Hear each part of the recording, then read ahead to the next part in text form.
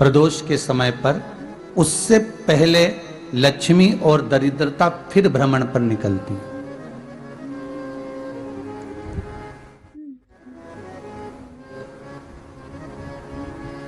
शिव भ्रमण कर कर जब वापिस आ जाते हैं, हिंदू धर्म में पीपल के वृक्ष की जो गणना वराह पुराण में करी गई है, 4 बजे से 7 बजे तक शिव के भ्रमण का समय बताया है शाम को। तो 7 बजे से लेकर फिर रात्रि 9 बजे तक लक्ष्मी और दरिद्रता फिर भ्रमण पर जाती है। इनका एक समय निश्चित है महाराज। भ्रमण कर कर आ जाना। अब इस बीच में जब लक्ष्मी और दरिद्रता दोनों निकल कर जा रही हैं, तो दोनों एक भाव रख कर जाती हैं कि आज हमको कहां प्रवेश करना।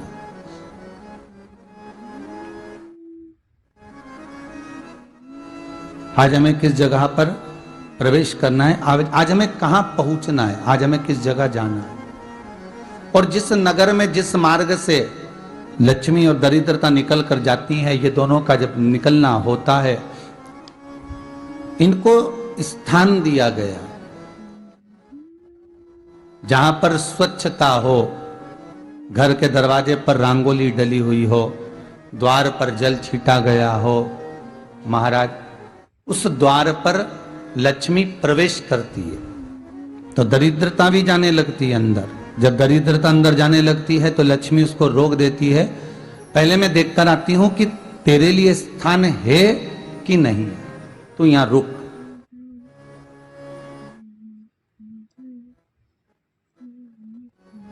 कुछ देर तक दरिद्रता बाहर खड़ी रहती है और लक्ष्मी जी की बड़ी बहन जब दरिद्रता बार बार अंदर जाने का प्रयास करती है तो लक्ष्मी जी कहती हैं, जी तू इतनी बड़ी होकर तुझे मालूम है, तू तेरा सम्मान होना चाहिए, आदर होना चाहिए, और तू अंदर चली जाए और कोई तेरा सम्मान ना करे तो कितना बुरा लगेगा, इसलिए तू बाहर खड़ी रहे, मैं अभी आई। अंदर जाती है और जब लक्ष्मी जी भ्रमण कर लेती हैं, अंदर प्रवेश कर कर आती हैं और प्रवेश कर कर आती हैं तो दरिद्रता पूछती है चले अंदर। तो लक्ष्मी जी कहती हैं, तुझे मालूम नहीं है क्या जी कि जिस घर में मैं प्रवेश कर जाती हूं उस घर में फिर दरिद्रता नहीं जा सकती, क्योंकि यह तेरा वचन था, ये तेरा वचन था। अपन दोनों का जब मंगल विवाह हुआ था, मेरा विवाह जब नारायण के साथ में हुआ और तुम्हारा विवाह जब दुस्साह मुनि के साथ हुआ, दरिद्रता का विवाह दुस्साह मुनि के साथ हुआ। जब अपना दोनों का विवाह हुआ था तो अपन दोनों ने एक वादा करा था कि जिस घर में लक्ष्मी प्रवेश कर जाएगी उस दिन फिर दरिद्रता नहीं जाएगी, और जिस घर में दरिद्रता प्रवेश कर जाएगी उस घर में फिर लक्ष्मी नहीं जाएगी। अब जब मैं अंदर देख कर आ गई हूं तो तू अंदर नहीं जा सकती, अर्थात लक्ष्मी के चरण जिस घर में पड़ गए उस घर में फिर दरिद्रता प्रवेश नहीं कर रही। चलते चलते फिर दरिद्रता ने देखा और लक्ष्मी जी इसको लेकर गई और लक्ष्मी जी ने देखा कि इसके दरवाजे पर जल नहीं छीटा गया, इसके दरवाजे पर ना रंगोली डली है, इसका द्वार साफ नहीं हुआ है, इसके द्वार पर दीप नहीं है, इसके द्वार पर कलश नहीं है, इसके दरवाजे पर ढेर सारा कचरा पड़ा हुआ है, कोई स्वान कोई कुत्ता गंदगी भी कर कर चला गया है, कहीं बिल्ली ने गंदगी कर रखी है, कहीं जीवों ने कुछ गंदा गिरा रखा है। तो फिर लक्ष्मी जी कहती है, जी अब मैं होकर आ गई थी ना, अब तू जा, तू होकर आ। और दरिद्रता प्रवेश करती है तो अंदर जाकर क्या देखती है दरिद्रता कि इतनी सवेरे से मैं घूमने इनके दरवाजे पर आई और ये तो सब चादर तान के चकाचक गुर्राटा भर भर कर सो रहे हैं। तो दरिद्रता कह देती है, तुम्हारा भाग्य ही बेकार है, तुम्हें क्या करूं, तुम ऐसे ही सोते रहो। और दरिद्रता गुस्से में बाहर निकल कर आती है, लक्ष्मी से कहती है, लक्ष्मी तू इसके घर में जाना ही मत ही। तो दरिद्रता को कहती है, जी तेरी बात नहीं मानूंगी क्या मैं? लक्ष्मी जी बोली, मैं तेरी बात नहीं मानूंगी, बिल्कुल नहीं जाऊंगी इसके घर में, तू चिंता मत कर, चल आगे चले। फिर आगे बढ़े। ये लक्ष्मी और दरिद्रता का प्रवेश है। आपके घर का द्वार आपके घर का दरवाजा। फिर निवेदन करूंगा एक बहुत सुंदर बात, हमें महाराष्ट्र से सीखना चाहिए, हमें साउथ से सीखना चाहिए, दक्षिण से। जिस समय पर भक्ति देवी यमुना जी के घाट पर रो रही थी अपने पुत्र ज्ञान और वैराग्य को गोदी में लेकर, समय देव ऋषि नारद ने प्रश्न किया था कि तुम कहां पर पोषित हुई हो, तुम्हें ऊर्जा कहां से प्राप्त हुई? तो कहा मैं गुजरात से तो चली हूं। और वहां से चलती चलती भक्ति देवी कहती है मैं बहुत दुखी होकर, बूढ़ी होकर, द्रवित होकर, बड़ी दुख में वहां से चलते चलते जब मैं महाराष्ट्र में पहुंची तो मैंने वहां जाकर देखा कि वहां पर लोग हर पल हर घड़ी ब्रह्म मुहूर्त में उठकर स्मरण करते हैं, नाम जाप करते हैं और दरवाजे पर जल छीट कर रंगोली डालते हैं। तो कह रही है कि वहां पर मैं थोड़ी अवस्थावान होने लगी, वहां मुझे अच्छा लगने लगा।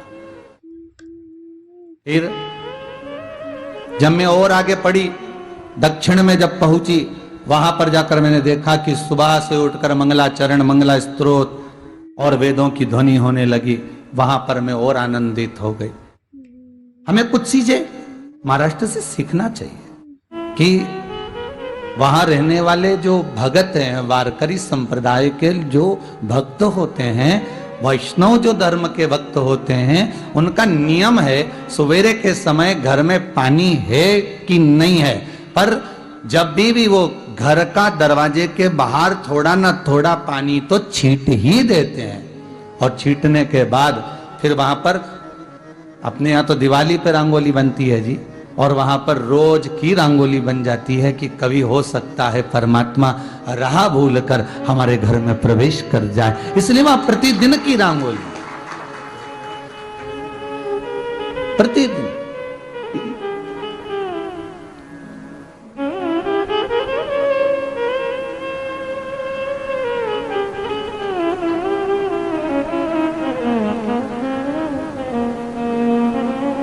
हमें सीखना चाहिए थोड़ा सा।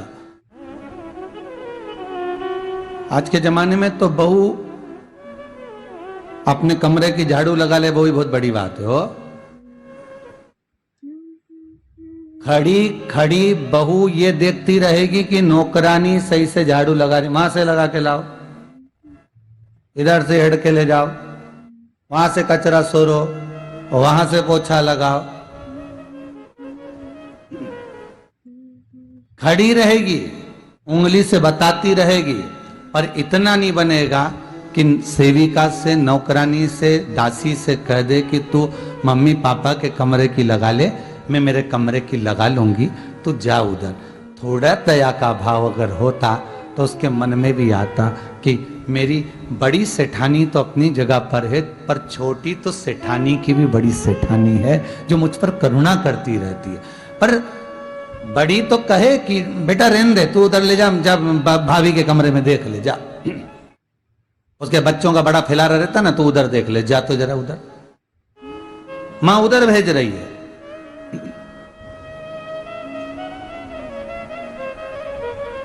थोड़ा सेवा का भाव हमारे भीतर हो।